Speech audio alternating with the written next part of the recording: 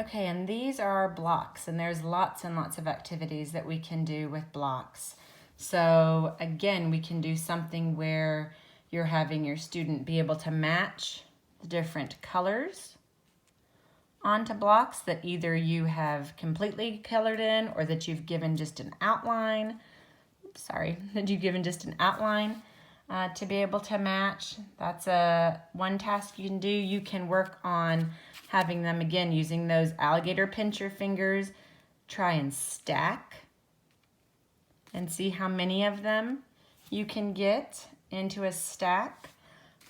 You can take 5 of one color, and 5 of another color.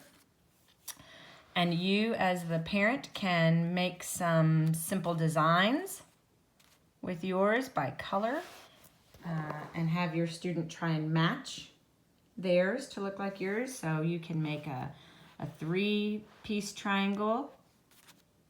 pyramid. You can do what's called a train shape and have them match that.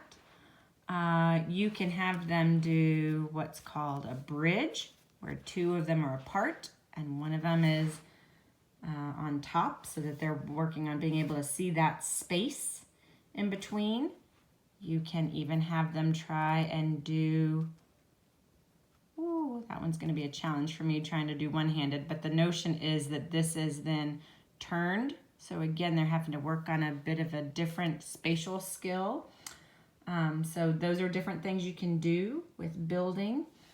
Then the other thing that you can do with them, and again, this one is going to be one that I'm not going to be able to probably demonstrate since I'm having to do it one-handed, but you're going to take, if you happen to have cap erasers at home, you can take 2 cap erasers, again, working on those pincher fingers, the alligator fingers, to hold on to each side and practice being able to pick up a block just by holding on to the erasers that are on either side of it. And so you can work on picking them up and putting them into the space where they belong, or pick them up and try and build a tower. And the thing that you're working on there is called the arch of your thumb and pointer finger, kind of that opening.